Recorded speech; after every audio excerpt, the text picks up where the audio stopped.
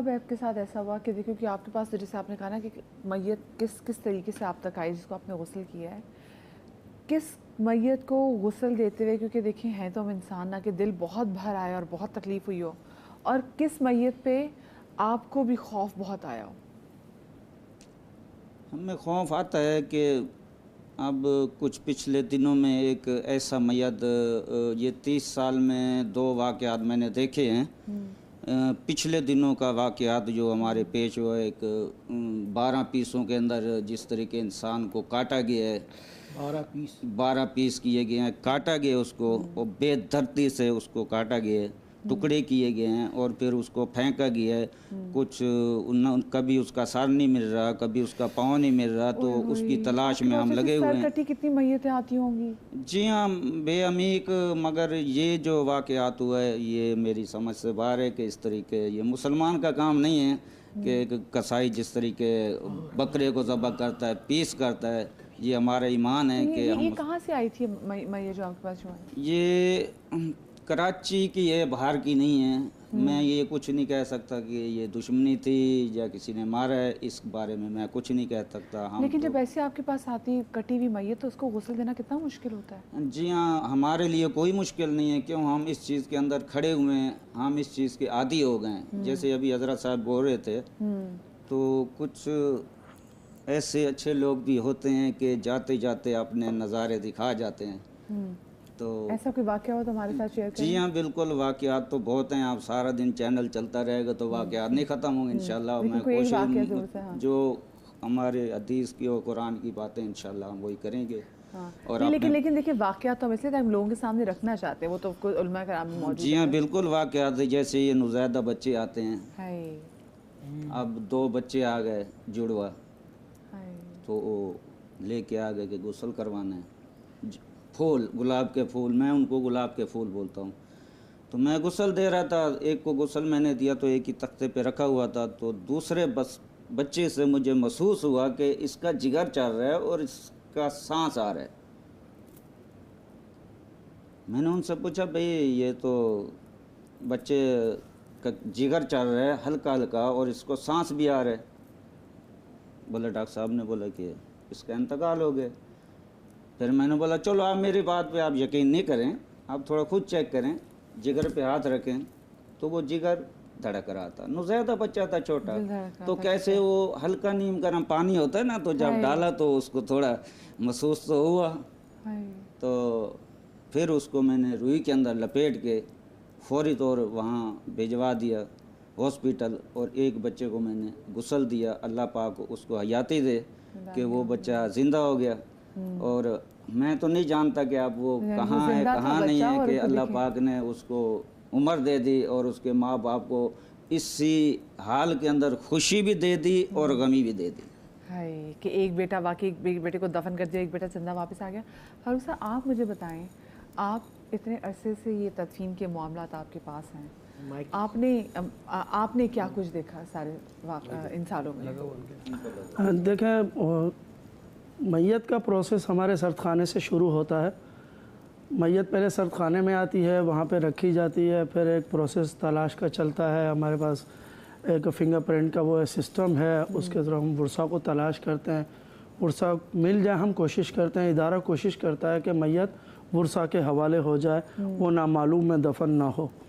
تو اس پروسیس میں پورا 1 ہفتہ لگ جاتا ہے۔ جب انون نو میچ اس قسم کے معاملات سے 10 دن گزر جائیں اور کوئی دیکھنے بھی نہیں آتا میت کو، تو وہ میت پھر قبر نمبر کے ساتھ ہمارے قبرستان پہنچا دی جاتی ہے، جہاں ہم اس کو آخری رسومات کے ساتھ دفنا دیتے ہیں۔ لیکن جب ہم دفنا رہے ہوتے ہیں تو تھوڑی سی فیلنگ ضرور ہوتی ہے، ہر انسان ہے تو اس کے بھی اپنے ہوں گے، پوچھنے کیوں نہیں آئے، یا انہیں علم ہی نہیں ہے کہ ہمارا بندہ عیدی میں ہے۔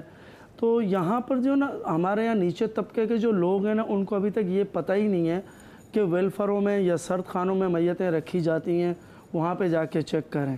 ایک بندہ مس ہو گیا ہے تو ہمارے یہاں زیادہ کر کوشش کرتے ہیں کہ وہ ہاسپٹلوں کا رخ کرتے ہیں، ہاسپٹل چلے گئے، مختصر سی ایمرجنسی چیک کی اور وہ واپس آ جاتے ہیں۔ لیکن وہ تھوڑی معلومات کرنی چاہیے کہ کہاں پر شفٹ ہوتے ہیں سارے معاملات۔ اصل میں لوگ شاید یہ سوچنا نہیں چاہتے نا کہ اگر ان کو کوئی پیارا مسنگ ہے تو کسی سرد خانے میں کسی رشتہ دار کے یہاں چلا گیا، تو اس طرح کا یہ پروسیس جو ہے نا 8-10 دن تک وہ کوئی پوچھنے نہیں آتا. جس دن دفنا کے میت ہمارے پاس آ جاتی ہے اور ہم اپنے قبرستان میں دفنا دیتے ہیں, اور اس کی پک جو ہے قبر نمبر کے ساتھ جب وہ فائل میں لگ جاتی ہے تو پھر آ جاتے ہیں ورثہ کہ یار یہ بندہ تو ہمارا مس تھا 10 دن سے 15 دن سے ہم اسے ڈھونڈ رہے تھے.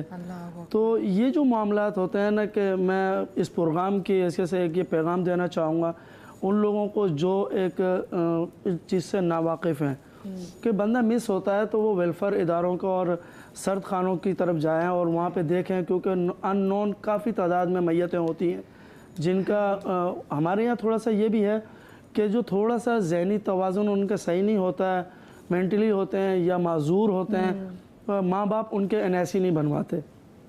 یہ ہمارے یہاں ان کی شناخت کا مشکل ہوتی ہوگی کافی. تو اگر یہ NIC وغیرہ ان کے بنے ہوئے ہوں تو یہ پروسیس آئے ہی نہ کہ کوئی قبرستان کی طرف جائے گا. ظاہر NIC بنا ہوگا تو ہم اگر اس کا فنگر پرنٹ لیں گے تو سامنے سارا ڈیٹا آ جائے گا اور ہم اسے کال کر کے بلوا لیں گے, بھئی آپ جس بندے کو ڈھونڈ رہے وہ میت عیدی سرد خانے کے اندر موجود ہے. تو میں یہ پیغام دینا چاہوں گا کہ معذور ہے جو بھی ہے NIC ضرور بنوائیں. اور دوسری بات, سرد خانوں کا رخ ضرور کریں. اگر آپ کا بندہ 10 سے 15 دن سے مس ہے آپ سرد خانے چیک کریں, میتیں ان نون میں وہاں رکھی ہوتی ہیں. مجھے بتائیں کہ جب آپ کسی شخص کو اسی میت کو دفنا رہے ہوتے ہیں تو قبر سے کیا فیل آ رہی ہوتی ہے کہ یہ شخص نیک تھا؟ کبھی ایسا ہوا کہ قبر بتا رہی ہو کہ جو میرے پاس آ رہا ہے, جو میری آغوش میں آ رہا ہے کہ وہ ایک اچھا آدمی ہے, یہ کبھی ایسی کوئی فیل آئی ہے آپ کو؟ دیکھیں یہ آپ نے عجیب سی بات کی ہے میرے نزدیک. تو قبر اس فیلنگ کو نہیں بتا سکتی, وہ تو انسان کا اپنا عمل اور اس کی اپنی نیکیاں.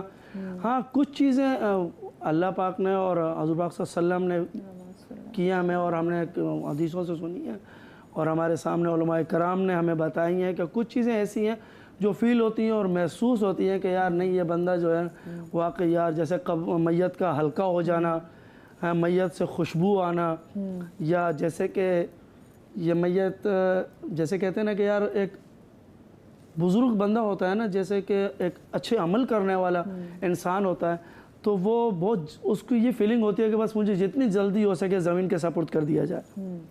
ہم اسے روکتے ہیں, ہم کہتے ہیں نہیں یار رشتہ داروں نے آنا ہے, باہر سے فیملیز آ رہی ہے, لیکن اس وقت اس میت کی فیلنگ اس کی یہ ہوتی ہے کہ مجھے جتنی جلدی ہو سکے وہ زمین کے سپرد کر دیا جائے. تو مجھے بتائیں کہ پھر جو قبروں کی, کیونکہ بہت سارے لوگ جب ایک بار قبروں میں دفن بھی کرتے تھے تو واپس نہیں آتے, پھر یہ بارشیں آتی ہیں, کچھ بھی ہوتا ہے, قبریں ٹوٹ پھوٹ کا شکار بھی ہو جاتے ہیں. آف کورس ریت ہے, مٹی ہے, سرکتی ہے تو قبر گرتی بھی ہے.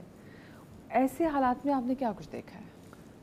دیکھیں ہمارے یہاں ابھی 2 سال پہلے بھی بارش ہوئی تھی, کافی تعداد میں پورا کراچی بارش سے ڈوب گیا تھا. تو اس وقت ہمارے قبرستان ایک حصہ پورا ڈیمیج ہو گیا تھا, تو اس پہ کافی ہمیں محنت کرنی پڑی, تمام قبریں دوبارہ وہ کرنی پڑی. تو ان میں 2-3 واقعات ہوئے تھے جن میں ہمارے جو سعد عیدی صاحب, احمد عیدی صاحب بھی موجود تھے. تو یہ چیزیں اچانک ایک بندہ ایک چیز سامنے آ جائے نا تو حیرت ہوتی ہے. تو یہ دیکھیں عمل پر ہے, اب میت دب گئی نیچے, ہم نے میت دوبارہ اس کو کھودا دوبارہ اوپر کرنے کے لیے, ظاہر ہے اس کی جو بلاک ہوتے ہیں یا جو پکی ورثہ دے کے چلے جاتے ہیں. اب میت کھودی تو وہ کفن بالکل صحیح سلامت, میت بالکل صحیح سلامت. ہاں بالکل, یہ پیچھے 2 سال پیچھے کی بات ہے کہ میت بالکل ٹھیک ٹھاک تھی, اسے خوشبو آ رہی تھی, بالکل اللہ پاک بظاہر نظر آ رہا تھا کہ کوئی نیک انسان ہے. لیکن بہت سی چیزیں ایسی ہوتی ہیں نا جو دل میں گھر کر جاتی ہیں, تو وہ چیزیں جو ہیں نا وہ پھر اپنے آپ کو نچوڑتا ہے انسان, یار اس کی تو یہ حالت ہے, اللہ کرے میری بھی یہ حالت ہو, ہماری بھی یہ کیفیت ہو. لیکن اب مجھے نہیں پتا کہ میرے عمل کیسے ہیں. میں ایک نیکی کے ارادے سے اس سے جڑا ہوا ہوں کہ اللہ پاک شاید یہی شارٹ ہے کہ میں لوگوں کو دفنا رہا ہوں, جس سے میں کوئی فنڈنگ نہیں لے رہا ہوں, کسی چیز کی چارجز نہیں لے رہا ہوں, اور اللہ کی رضا کے لیے میں یہ کام کر رہا ہوں کہ اللہ میری آخرت صحیح کر دے.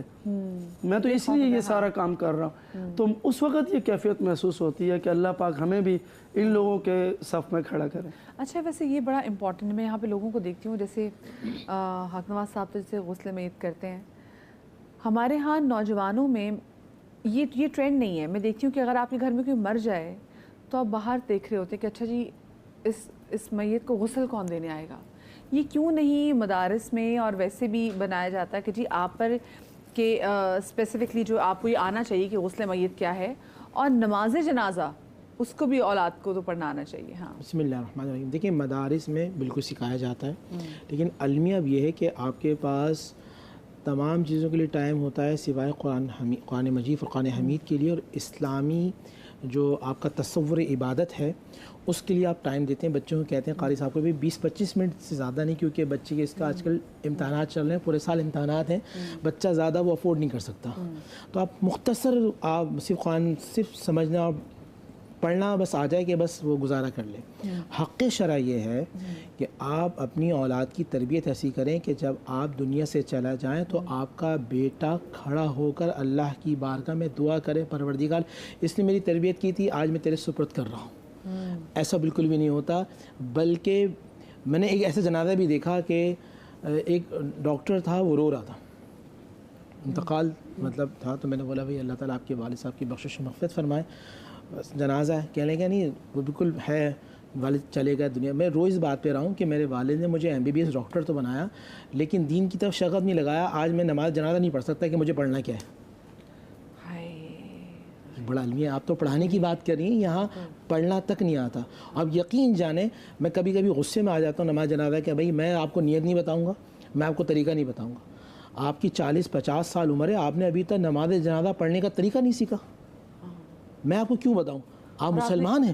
اور ان سالوں میں کوئی نماز جنازہ اگر آپ نے اٹینڈ نہ کی ہو. اچھا یہ بھی کتنا ضروری ہے کہ کسی نماز جنازہ اٹینڈ کرو. اچھا کالر ہمارے ساتھ موجود ہے عبدالشکور عیسیٰ خیل سے. السلام علیکم. جی السلام علیکم. محمد شکور خان جی سے خیر سے بات کر رہا ہوں. جی شکور چینل پہ بہت اچھا پروگرام جا رہا ہے، اور یہ علماء کرام کی جو لاحاصل گفتگو ہے اور ہمارے ناقص علم میں بہت زیادہ اضافہ ہوا ہے.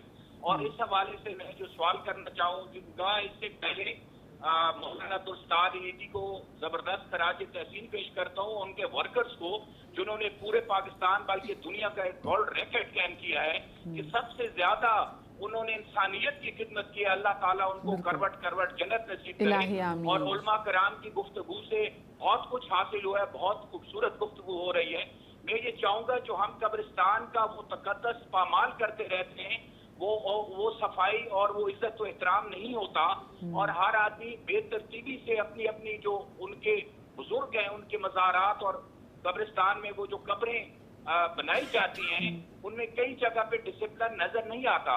اسلام کی روح سے اس کا جو کانسیپٹ ہے قبرستان میں جانے کا، دعائیں پڑھنے کا، اور ان کا اگر گورنمنٹ کی سطح پر کچھ شروع ہوا تھا گورنمنٹ کی سطح پر، لیکن پورے پاکستان میں نہیں ہے، ان کی باؤنڈری والز بنائی جائیں، ان میں ایک تقدس قائم کیا جائے، اور ان میں جو ان کی صفائی کا جو ارینجمنٹس ہے، وہ جو علاقے کے لواحقین ہیں، جو بزرگ ہیں، ان کی جو آگے اولادیں ہیں، وہ ان کو کسی غریب کی جاب لگ جائے گی 2-3 لوگ، تاکہ وہ قبرستان میں جھاڑیاں اور گندگی اور یہ شاپر بیگز اور یہ گند اٹھایا جائے، اور قبرستان کا جو تقدس ہے، جو خوبصورتی ہے، ان بزرگوں کو جو زندہ ہوتے ہیں تو ہم ان کا کتنا خیال رکھتے ہیں. جب وفات پا جاتے ہیں تو ہم شاید وہاں پہ سلام کرنے میں نہیں جاتے کہ ہم بھی ان کی اولادیں ہیں. تو میں ذاتی طور پہ اپنے علاقہ میں جو ہمارے اپنے بزرگوں کا قبرستان ہے، میں ذاتی طور پہ، اور میرے والد صاحب ماشاءاللہ 15-16 حج بھی میرے والد صاحب کر چکے ہیں، ان کو سلامت رکھے.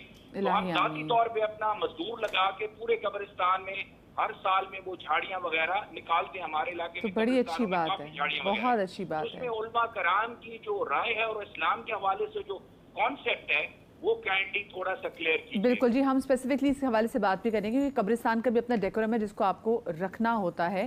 کیونکہ ہم دیکھتے ہیں جی قبرستان میں ایک آپ جا کے پتہ چلتا ہے کہ جی ہماری یہ اوقات ہے، ہم چاہے جتنے بڑے شاہانہ گھروں میں رہ لیں، ہم جتنی بڑی گاڑیوں میں گھوم لیں، آنا ہم نے اسی قبر میں ہے جہاں پہ رات کو اندھیرا، انہوں نے پتہ نہیں قبر میں اندھیرا کیسا ہے اور کیا کیسی کسی مخلوق جو ہے وہ آپ کے پاس آ سکتی ہے جس میں آپ کو پتہ ہی نہیں ہوتا. اچھا میں بریک کی طرف جانا ہے، چلے جی میرے پاس خیر کیونکہ ٹائم تھوڑا مختصر ہے کیونکہ مجھے بریک کی طرف جانا ہے. لیکن دیکھیں جب مردہ چلا جاتا ہے تو لوگ اکثر بات کہتے ہیں کہ جی آپ مت روئیں، مردے کو جو ہے نا وہ تکلیف ہوگی. کیا ایسا ہی ہوتا ہے؟ یہ بات بھی میں علماء کرام سے پوچھنا چاہتی ہوں.